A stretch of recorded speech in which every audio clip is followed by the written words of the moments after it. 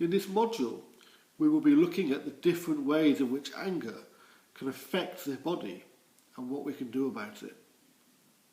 Psychologists understand anger to be just one of a handful of emotions that have played a developmental role in our evolution as a species.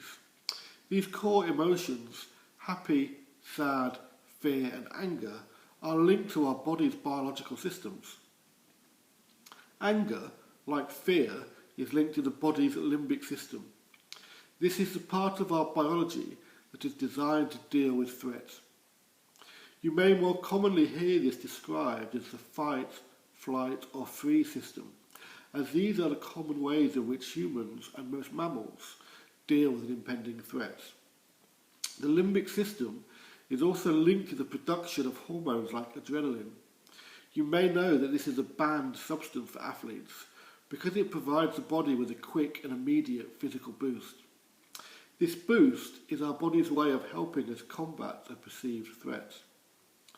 The problem occurs when this same system is being activated by something which is merely a trivial annoyance.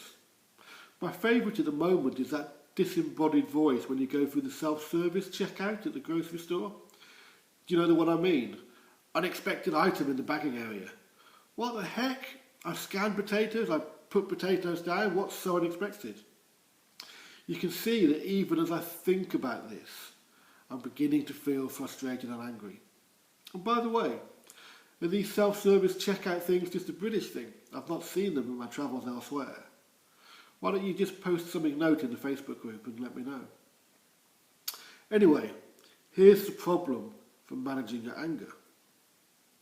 The fight or flight response can be triggered just by thinking about something that makes us angry or scared. Think of a different example. Do you get anxious by heights, spiders, snakes? What happens when you see one of these in a film or on TV? You feel scared, right? The same thing happens when you're watching a horror film. Even though you know you're sitting safe at home in your armchair and there's no danger to you, your threat response system is being triggered just by thinking about this possible threat. This is also a really great example of how our thinking affects our moods, and we will discuss the link between thinking and anger so much more in further modules in the Anger Cure. So let's briefly explore the science a little bit more. And don't worry, I'm going to keep it simple. But most of my clients find it really, really useful to know this stuff. It helps them, and hopefully you, understand that what is happening in your body when you get angry. The shakes, the feeling hot, the tension, the mental blankness. This stuff is all supposed to happen. It's part of how our threat system works. And once you know and understand this, it becomes easier to start to change how you feel and thus how you behave. As we have evolved as a species from simple amphibious creatures through to the complex human animals that we are today, so too has our brain developed new parts and new functions. From the pea-sized brain in reptiles to the human brain we know today. Scientists refer to this as the triune brain. Simply means three parts. They refer to the reptilian, the mammalian, and the modern human brain. Maybe you can see from this description how the brain has got more complicated as our species, and thus our needs, have evolved. To keep things simple, I'm going to combine the reptilian and the mammalian brain into one bit and call it the animal brain.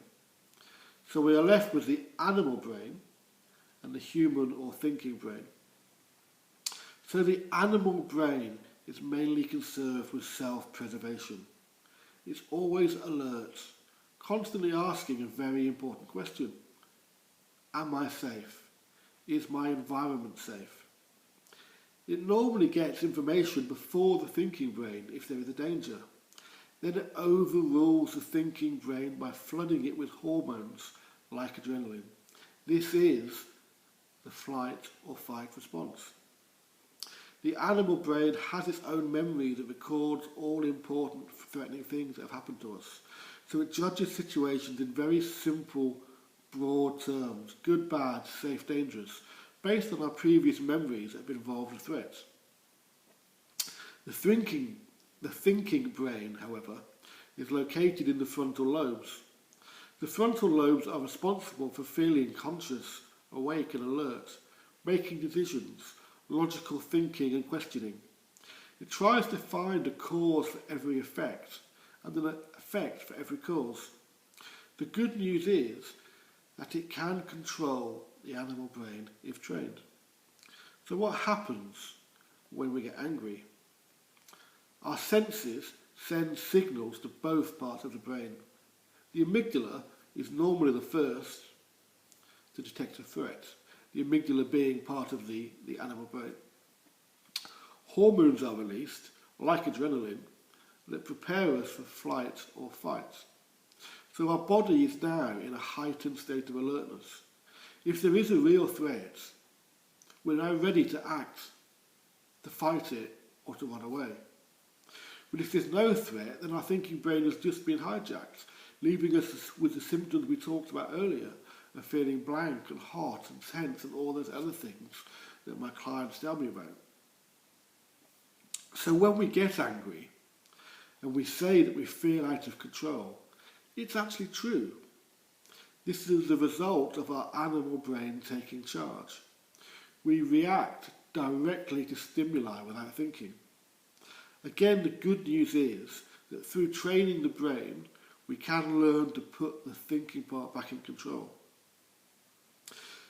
The release of adrenaline into the body from the animal brain acts like a supercharged boost to your body. Imagine that triple espresso you like in the mornings, times by 100. It causes your heart to race, your breathing to quicken, and your muscles to tense, ready for action, and could heat your core temperature, making you feel hot and sweaty. Some people will even begin to shake. Do you recognise these symptoms? I'm sure you do. These are all a result of the adrenaline surging through your body. And it takes 15 to 20 minutes for the effects to leave your body. So why does this happen? Well, in truth, the thinking brain is actually quite slow. It takes approximately 0.6 seconds for your brain to react to a stimulus. Now that might sound quick, but when you are faced by imminent danger, that's going to feel like an eternity. Trust me, every split second is going to count. But the animal brain doesn't think, it just acts. And the adrenaline boost makes it act even quicker.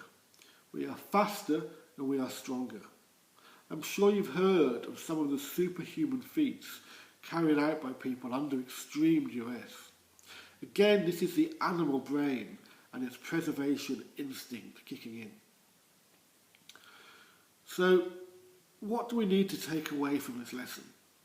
Is that all the physical symptoms you experience when you feel angry are both real and natural.